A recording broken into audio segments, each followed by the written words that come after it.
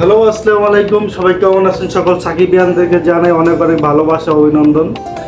আজকে কথা বলবো কিছু দালাল নিয়ে, দালালদেরকে নিয়ে কথা বলতে চাই।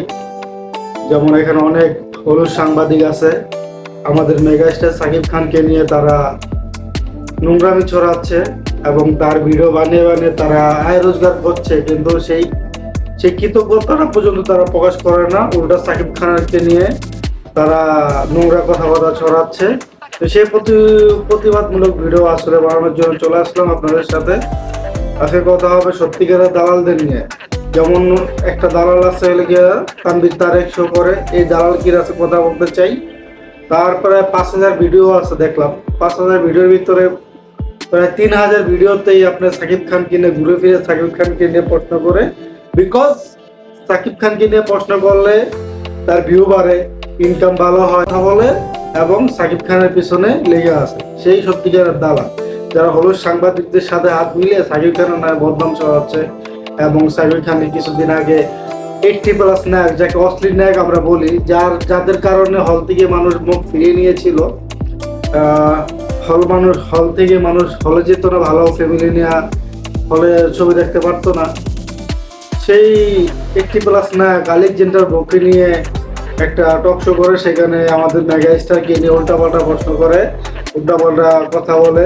সেই এক কথার ভিতরে সে একটা একটা কমেন্টের ভিতরে লাভ রিয়েট দেয় এবং আমাদের সাকিব খানকে ছোট করে একটা কমেন্ট করে, সেখানে সে লাভ রিয়েট দেয়, যেমন বাহবা দিল। তার মানে কি, সে সাকিব খানের কে জেলাস করে, সাকিব খানকে সে সহ্য করতে পারে না, তার জন্য সে এরকম একটা কাজ করছে।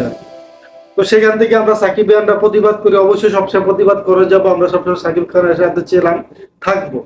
আমরা সাকিবিয়ানরা কোনো টাকার জন্য ভিডিও বানাই না, কোনো দালালি করি না।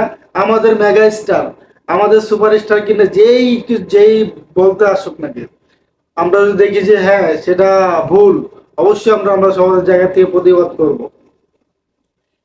এবং তানভীর তারেক সাহেব, আপনাকে বলতেছি, নেক্সট টাইম আপনি সাকিব খানকে নিয়ে কোনো ধরনের ভিডিও বানাবেন না, এই অধিকার আপনার নাই।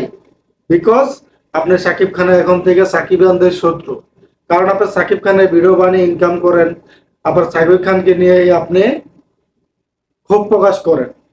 আপনি ভিতরে ভিতরে সাকিব খানকে নিয়ে ষড়যন্ত্র করেন, এটা আপনি প্রকাশ করলেন। এবং আপনি সাকিবিয়ানরা নাকি গালিবিয়ান, গালিবিয়ানের কি দেখছেন? আবার তো শুরু। শুনেন, শুনেন তানভীর সাহেব, একটা কথা বলে দিই, সাবধান হয়ে যান। ঠিক আছে, মায়ের উপরে কোনো ওষুধ নাই, মাইর না খাইতে চাইলে সাবধান হয়ে যান।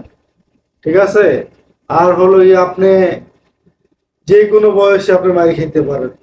অতএব সাকিবিয়ানদেরকে আপনি চেতায়েন না, সাকিব খানকে নিয়ে আপনার কোনো ভিডিও বানাইবেন না। পারলে আপনি সাকিব খানকে ছাড়া ভিডিও বানান, আপনার ভিউ বাড়িয়ে দেখেন। ওকে, নেক্সট টাইম যদি আপনি সাকিবিয়ানদের কিংবা সাইড মেগা স্টার কিনে কোনো ধরনের বাজে মন্তব্য করছেন, বা সাকিবিয়ানরা যে গালিবিয়ান না হয়ে যায়, এরকম কোনো কথা যদি বলেন, আপনার যে কি হবে আমি নিজেও জানি না।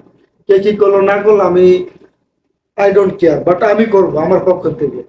এখনো সময় আছে, সাবধান হয়ে যান এবং নিজের ভুলগুলো শুধরে সুন্দর সুন্দর ভিডিও বানান এবং আমাদের মেগা স্টারকে সম্মান দিয়ে কথা বলার চেষ্টা করবেন।